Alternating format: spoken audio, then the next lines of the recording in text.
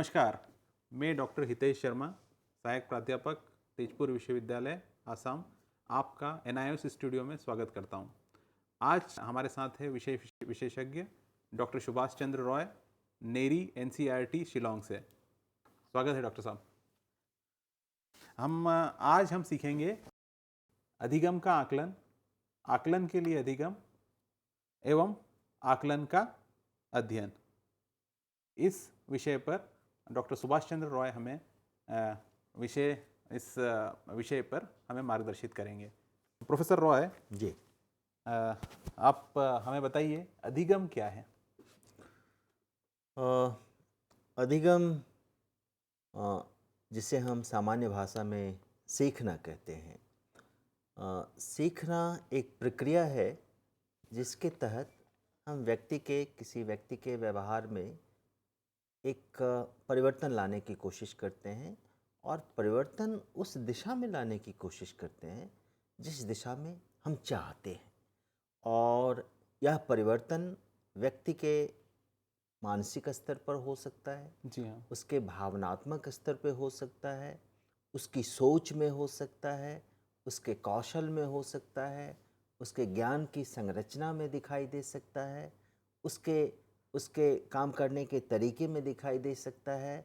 यानी उसके जीवन के हर पहलू में जी। जब एक वांछित परिवर्तन दिखाई दे और वह परिवर्तन लगभग अस्थायी हो, बार बार होने वाला हो, तो हम कहते हैं कि उसने सीखा है, उसके अंदर अधिगम हुआ है। प्रोफेसर रॉय, मैं आपसे जानना चाहूँगा कि सीखना के साथ में हमने एक अन्य शब्द देखा है कि आकलन। ये आकलन क्या है? आ, जब हम सीखते हैं, जब हम कोई यात्रा करते हैं, जब हम कोई जर्नी करते हैं, सीखना एक जर्नी है, एक ट्रैवल है, एक ट्रैवलिंग है। यह एक यात्रा है। जब हम यात्रा करते हैं और एक निश्चित दिशा में यात्रा करते हैं, तो बीच बीच में हमें ये जानने की ज़रूरत होती है कि हम सही दिशा में जा रहे हैं, कि हम जितना चलना चाहिए, यात्रा करनी चाहिए, उस हिसाब से हम उस गति से हम यात्रा कर पा रहे हैं। जो चीज़ हमें करनी चाहिए थी उस हिसाब से हम करते जा रहे हैं। किसी भी यात्रा, किसी भी कार्य को करते समय हमें बीच बीच में यह देखने की ज़रूरत होती है। सामान्य अर्थ में आकलन उसी का नाम है। सीखने की प्रक्रिया जो एक तरह से मानसिक प्रक्रिया है, एक तरह से शारीरिक प्रक्रिया है, एक तरह से भावनात्मक प्रक्रिया है, एक तरह से मनोवैज्ञानिक प्रक्रिया है। सीखना और सीखने के सिद्धांत इतने सारे बने हुए हैं जो व्यक्ति के संपूर्ण व्यक्तित्व में सीखने की प्रक्रिया को परिभाषित करते हैं। और एक तरह से हम देखते हैं कि यह कहीं एक जगह नहीं हो करके व्यक्ति के पूरे व्यक्तित्व में सीखने की प्रक्रिया होती है और उसके व्यवहार में परिलक्षित होता है। जब व्यवहार में परिलक्षित होता है तो हम उसी परिलक्षण को, उन्हीं लक्षणों को सीखने के रूप में देखते हैं जिसको हम देख सकें या महसूस कर सकें और जिसका हम मापन कर सकें। जी। और मापन करने के लिए यह आवश्यक है कि हम बीच बीच में उसका आकलन करते रहें, उसको मेजर करते रहें, उसको तौलते रहें कि यह सीखने की क्रिया हो रही है और कितनी हो रही है, किस गुणवत्ता के साथ हो रही है। इसको हम जब मापते हैं, इसका जब हम अनुमान लगाने की कोशिश करते हैं, उसी का नाम आकलन है। तो सर यहाँ पर जो हमारा आकलन है और अधिगम है, तो आकलन और अधिगम में क्या संबंध है? आकलन और अधिगम में बहुत ही अन्योन्याश्रय का संबंध है। मैं यूँ कहूँगा बहुत ही गहरा संबंध है, दोनों साथ चलने वाली क्रिया है।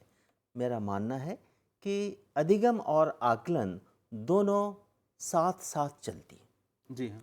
दोनों साथ साथ चलनी चाहिए।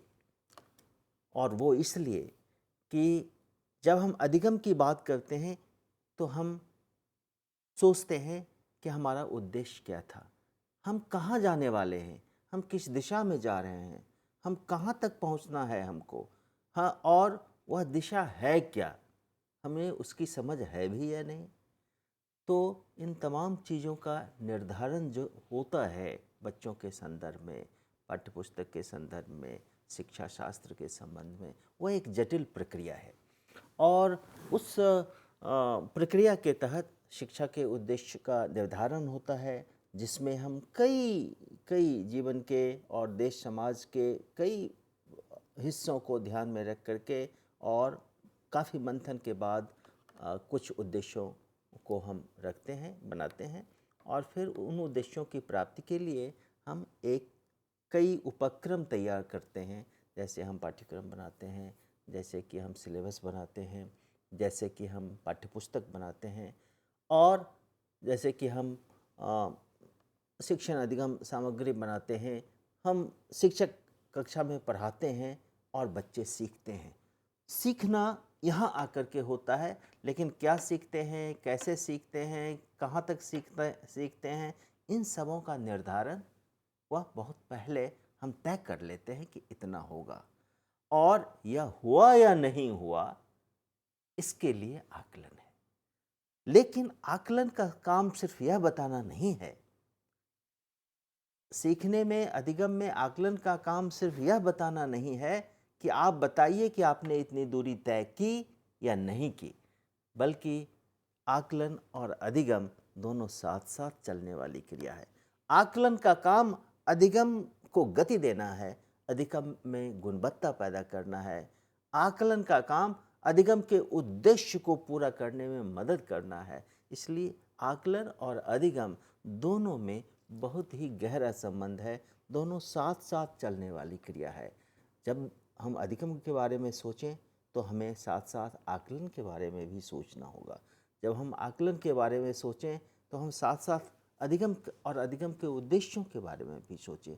और जब हम दोनों में एक संबंध स्थापित करके चलते हैं, तभी हम अधिगम को पूरा कर पाते हैं और अधिगम के उद्देश्यों को कर पाते हैं पूरा।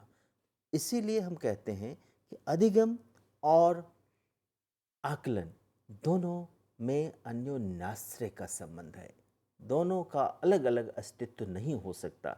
कदाचित हमारे सिस्टम में बहुत दिनों से, बहुत वर्षों से यह अधिगम और आकलन एक अलग अलग इकाई के रूप से देखा गया है, देखा जाता रहा है। पढ़ाना एक तरफ होता है और हम बहुत अंत में जा कर के आकलन करते हैं, परीक्षा लेते हैं और रिजल्ट निकालते हैं। दोनों में जैसे लगता है कि कोई संबंध नहीं है, और यदि है तो संकुचित संबंध है। मुझे लगता है कि ऐसा नहीं, मेरे हिसाब से बहुत ही व्यापक संबंध है और बहुत ही अन्योन्याश्रय का संबंध है। दोनों साथ चलने वाली क्रिया है। तो सर, हम आकलन कितने तरीके से कर सकते हैं? जो आकलन अधिगम का दोनों संबंध आपने बताया, तो हम आकलन किन किन तरीकों से किया जा सकता है?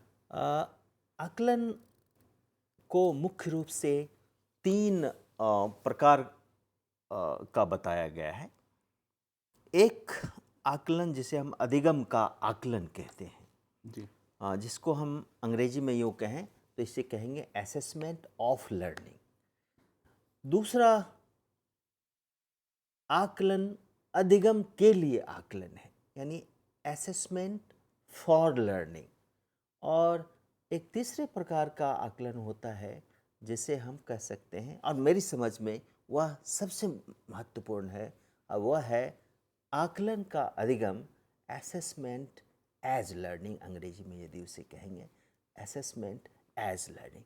तो मूल रूप से मैं इसे 3 भागों में बांटना चाहूँगा: अधिगम का आकलन, अधिगम के लिए आकलन और आकलन का अधिगम। जी सर, बहुत अच्छी बात बताई आपने हमें। तो हम जो आपने 3 अलग अलग भागों में से बांटा है, 3 मुख्य रूप से बताया है, तो हम ये जानना चाहेंगे आपसे कि अधिगम का आकलन क्या है? जो प्रथम आपने बताया है कि अधिगम का आकलन, आकलन के लिए अधिगम, तो अधिगम का आकलन हम किसे कहेंगे? अधिगम का आकलन का मतलब है कि हम अधिगम को, सीखने की क्रिया को, बच्चा कितना सीखा है, इसे हम कई तरीके से बच्चों के ज्ञान को सीखे हुए ज्ञान को, बच्चों के अंदर अर्जित ज्ञान को मापने का हम कई तरीका अपना सकते हैं। इसे ही हम अधिगम का आकलन कहते हैं। यानी बच्चा एक समय सीमा में कितनी जानकारी इकट्ठा किया है, किसी विषय में कितनी जानकारी प्राप्त किया है, इसको जानना अधिगम का आकलन कहलाता है। असेसमेंट ऑफ लर्निंग, हम पढ़ाते हैं, बच्चे पढ़ते हैं और इस माध्यम से बच्चों में अवधारणा, सूचनाएं, कई तरह की जानकारियां, कई फैक्ट्स इत्यादि बच्चों, कई कौशल, कई और चीज़ें बच्चों में आती रहती हैं। बच्चों में ये चीज़ें आती हैं, शिक्षा के उद्देश्य के अनुरूप से जमा होती जाती हैं हमारे पढ़ाने से, शिक्षकों के पढ़ाने से, और तब हम जानने की कोशिश करते हैं एक खास समय के बाद कि बच्चा ने कितना सीखा। यह अधिगम का आकलन है और इसके लिए हम कई तरह के तरीके अपनाते हैं। जैसे कि बहुत सारे विद्यालयों में सप्ताह में एक बार टेस्ट हो जाता है, जिसे साप्ताहिक टेस्ट कहते हैं। जी। विषय आधारित टेस्ट होता है। कहीं कहीं पर क्लास टेस्ट भी होता है। हर हर हर क्लास में कुछ न कुछ टेस्ट होते रहता है। शिक्षक कुछ प्रश्न पूछते हैं और उसका मूल्यांकन करके वो उसका अंक उस पर देते हैं और बच्चों को बताते हैं। कहीं कहीं पाक्षिक, किसी किसी विषय में पाक्षिक फोर्टनाइटली टेस्ट लिया जाता है। जी हाँ। कहीं पर मासिक परीक्षा की व्यवस्था है, कहीं पर तिमाही टेस्ट, त्रैमासिक परीक्षा की व्यवस्था है, छमाही और वार्षिक परीक्षा के बारे में हम सभी अवगत हैं। यह जो एक समय के बाद ली जाने वाली परीक्षाएं हैं, यह सब अधिगम का आकलन, यानी सूचनाओं का आकलन, सीखने का आकलन, असेसमेंट ऑफ लर्निंग के तहत ही हम लेते हैं। और अंत में करते क्या है हम कि इन सभी अलग अलग खंडों में ली गई परीक्षाओं के अंकों को एग्रीगेट करके, जोड़ करके, औसत निकाल करके फिर हम बच्चों को पास या फेल कर देते हैं। असेसमेंट ऑफ लर्निंग यानी अधिगम का आकलन मूलतः पास या फेल करने के लिए होता है। असेसमेंट ऑफ लर्निंग मूलतः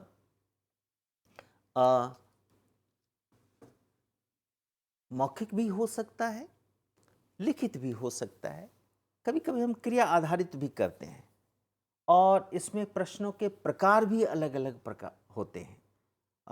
कभी छोटे प्रश्न होते हैं, बड़े उत्तर वाले प्रश्न होते हैं और कई वस्तुनिष्ठ प्रश्नों का भी इसमें प्रकार होता है। तो ये कई तरीके इसमें अपनाए जाते हैं, लेकिन उद्देश्य होता है कि बच्चों के अंदर कितनी जानकारी है उस जानकारी को मापना, बच्चा ने कितना सीखा है उसको मापना, बच्चा कितना अंक पाया उसके बारे में पता करना, और बच्चा पास किया या फेल किया यह काम करना इस आकलन का कार्य है। बच्चे को पास करना या फेल करना इस आकलन का कार्य है। इस आकलन का कार्य है कि बच्चे को बताएं कि तुम दूसरों की तुलना में यहाँ पर हो, दूसरे स्कूल की तुलना में तुम यहाँ पर हो, अन्य बच्चों की तुलना में तुम यहाँ पर हो। एक तरह से बच्चों की यह तुलनात्मक स्थिति को बताता है, यह कंपैरिजन करता है, यह पास और फेल करता है और बच्चों को बताता है कि तुम इतना जानते हो और इतना नहीं जानते हो। जी। तो अधिगम के आकलन का मुख्य रूप से स्वरूप यह बनता है और इसका उद्देश्य और इसकी विधि इस रूप में हम देखते हैं। सर, आपने बहुत अच्छी बात बताई हमें यहाँ पर कि जो भी हमारी परीक्षाएं होती है विद्यालयों में, जो 6 माही परीक्षा है, वार्षिक परीक्षा है, वो सभी हमें अधिगम का आकलन है। लेकिन हम आपसे जानना चाहेंगे कि जो आपने दूसरी चीज़ हमें बताई है कि अधिगम के लिए आकलन, अधिगम के लिए आकलन क्या है? इससे पहले कि मैं अधिगम के लिए आकलन की बात करूं, अधिगम का आकलन, असेसमेंट ऑफ लर्निंग, इसके बारे में मैं बता दूं कि इसका लिमिटेशन क्या है, इसकी सीमाएं क्या है। सीमा है। इसकी सीमाएं है कि यह बच्चों के सीखने के तरीके के बारे में नहीं बता सकता। इस आकलन से हम यह नहीं बता सकते कि बच्चा सोचता कैसे है। हमें इस आकलन के से यह नहीं पता लगा सकते कि बच्चों को सीखने में क्या क्या दिक्कतें आती हैं, क्या क्या कठिनाइयाँ होती हैं। और हम यह भी नहीं बता सकते कि बच्चों में अन्य गुण, अन्य कौशल क्या क्या है। सिर्फ सूचना के अलावा, विषयगत सूचना के अलावा अन्य कौशल बच्चों में क्या क्या है, यह पता लगाना असेसमेंट ऑफ लर्निंग या अधिगम का आकलन से संभव नहीं है। और हमारा आकलन का लक्ष्य है कि हम एक संपूर्ण व्यक्तित्व के विकास का आकलन करें। सीखने की प्रक्रिया का मतलब है कि बच्चा का संपूर्ण विकास हो रहा है कि नहीं। बच्चा जब सीखता है तो उसका संपूर्ण विकास हो रहा है कि नहीं। जैसा कि मैंने आपको पहले बताया, शिक्षा का उद्देश्य और सीखने की प्रक्रिया और आकलन तीनों में एक गहरा संबंध है। जैसे शिक्षा का उद्देश्य है संपूर्ण व्यक्तित्व का विकास करना, वैसे ही आकलन का अर्थ है संपूर्ण व्यक्तित्व के विकास की प्रक्रिया का आकलन करना, ना कि कुछ जानकारी, विषयगत जानकारी का आकलन करना। इसलिए हम देखते हैं कि अधिगम का आकलन, असेसमेंट ऑफ लर्निंग, जिसके बारे में अभी चर्चा हुई आपसे, वह सिर्फ सूचना के बारे में तो बता सकता है वह आकलन, लेकिन व्यक्तित्व के कई अन्य महत्वपूर्ण पहलुओं को वह नहीं बताता है। यह उसकी सीमा है। अधिगम के लिए आकलन, यह आकलन का एक सबसे बड़ा उद्देश्य है। आकलन का सबसे बड़ा उद्देश्य है कि अधिगम में मदद करना, अधिगम में सीखने की प्रक्रिया में सहायता करना। और सीखने की प्रक्रिया में मदद कर आकलन न केवल ज्ञान और व्यक्तित्व विकास में मदद करती है, बल्कि सीखने की गुणवत्ता में भी वृद्धि करती है। इसलिए यह इस प्रकार का आकलन, जिसे असेसमेंट फॉर लर्निंग कहते हैं, यह बहुत ही महत्वपूर्ण है, बहुत ही महत्वपूर्ण है। इसे फॉर्मेटिव इवैल्यूएशन के रूप में भी किताबों में बताया गया है। और हम सभी जानते हैं यह फॉर्मेटिव इवैल्यूएशन भी इसी को कहते हैं जी। जब असेसमेंट फॉर लर्निंग की हम बात करते हैं। असेसमेंट फॉर लर्निंग यानी अधिगम के लिए आकलन के लिए यह आवश्यक है कि हमें शिक्षा के उद्देश्य बिल्कुल स्पष्ट हों, हमें व्यक्तित्व के संपूर्ण पहलुओं के बारे में जानकारी हो, व्यक्तित्व विकास के संपूर्ण सिद्धांतों के बारे में जानकारी हो, कक्षावार एवं विषयवार लक्ष्य के बारे में पूरी जानकारी हो, प्रत्येक बच्चे की बौद्धिक एवं शारीरिक विशेषताओं की जानकारी होनी चाहिए, वर्ग के प्रत्येक बच्चे की, क्योंकि हमारा लक्ष्य है संपूर्ण व्यक्तित्व का विकास। और सिर्फ एक दो या कुछ बच्चों के ही नहीं, वर्ग में बैठे हुए सभी बच्चों का के संपूर्ण व्यक्तित्व का विकास करना हमारा लक्ष्य है, उनको सिखाना हमारा लक्ष्य है। तो आकलन इस क्रिया में कैसे मदद करे, इसके लिए प्रत्येक बच्चे की बौद्धिक एवं शारीरिक विशेषताओं की जानकारी हमारे लिए बहुत आवश्यक है। शिक्षा शास्त्र की जानकारी, पढ़ने पढ़ाने का सिद्धांत क्या है और पढ़ने पढ़ाने के कई सिद्धांतों में बेहतर सिद्धांत क्या है, ये तमाम चीज़ों का एक तुलनात्मक जब तक स्पष्टता मस्तिष्क में नहीं होगी तो हम असेसमेंट फॉर लर्निंग के बारे में नहीं सोच सकते। और सबसे जो इसमें एक महत्वपूर्ण बात है वह है कि फीडबैक जो है कि हम किसी को जब एक तुरंत रचनात्मक सलाह दे देते हैं आगे बढ़ने के लिए, उसकी कमियों को दूर करने के लिए, जिसको हम फीडबैक कहते हैं। अंग्रेजी में फीडबैक शब्द इस्तेमाल करते हैं। तो इसमें जो फॉर्मेटिव इवैल्यूएशन है, जो असेसमेंट फॉर लर्निंग है, जो आकलन, जो अधिगम के लिए आकलन है, इसमें फीडबैक एक देना कैसे दें, फीडबैक कब दें, किस तरह से दें, उसमें और क्या बातें होनी चाहिए, ये बहुत महत्वपूर्ण है, क्योंकि फीडबैक इस प्रक्रिया का एक बहुत ही अहम हिस्सा हुआ करता है। अधिगम के लिए आकलन के बारे में आपको विस्तार से बताना चाहूँगा। अधिगम के लिए आकलन, इसका उद्देश्य पास या फेल नहीं करना है, बल्कि सीखने में गति एवं गुणवत्ता लानी है। साथ ही यह भी इस प्रक्रिया द्वारा पता चलता है कि एक शिक्षक के रूप में हमारे प्रयास में कहाँ चूक रह गई और हम कैसे उसमें सुधार ला सकते हैं। तत्काल सुधार एवं सकारात्मक फीडबैक इस आकलन का एक प्रमुख हिस्सा है। अधिगम के लिए आकलन इस प्रक्रिया में न केवल विषयगत बल्कि व्यक्तित्व के अन्य पहलू से संबंधित बातों पर भी नज़र रखी जाती है। बच्चों की अलग अलग क्षेत्रों में प्रतिभा, जैसे खेलकूद, संगीत, चित्रकला, वाद विवाद आदि क्षेत्रों में बच्चों की प्रतिभा को भी हम इस आकलन के द्वारा पता कर सकते हैं और उसमें सुधार कर सकते हैं। और अधिगम के लिए आकलन असेसमेंट फॉर लर्निंग हम कैसे करते हैं, इसका तरीका है, सबसे अच्छा तरीका है निरीक्षण के माध्यम से, अवलोकन के माध्यम से। दूसरा तरीका शिक्षक इसमें अपनाते हैं कि बच्चों के साथ भागीदारी करके, बच्चों की गतिविधि में शामिल हो करके। तीसरा, उनके साथ अच्छा व्यवहार करके।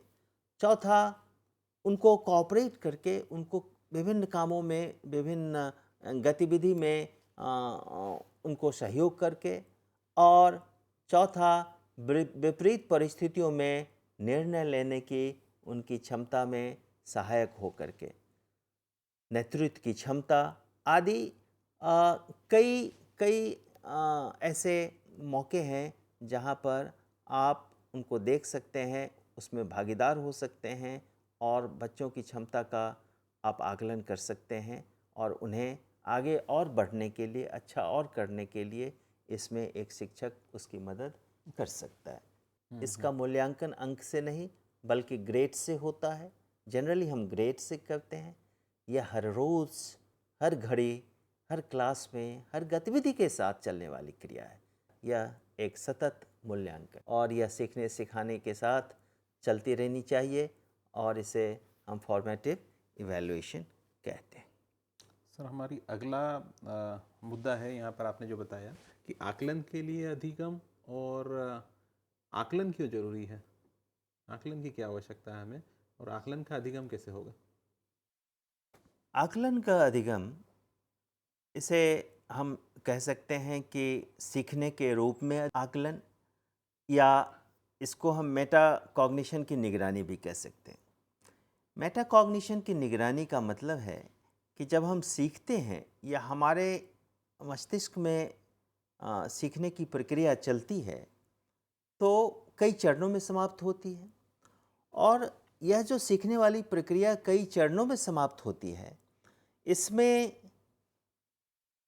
बस स्टेप वाइज वस्तुओं की जानकारी और उसके बाद फिर उसका विश्लेषण, फिर उसका हम उसमें एक नया पर्सपेक्टिव ऐड करते हैं, नए ढंग से उसको मिलाने की कोशिश करते हैं और फिर एक निष्कर्ष निकालते हैं।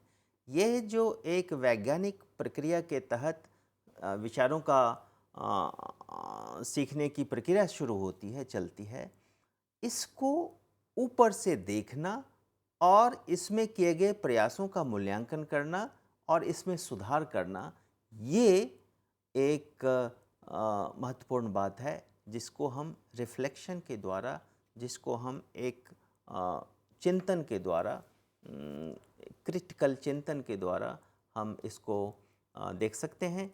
और इसका जब इस तरह की प्रक्रिया का अध्ययन हो जाता है हमारे मन में, हम इस पर काबू कर लेते हैं, तो वह हम इसे ही आकलन का अधिगम कहते हैं।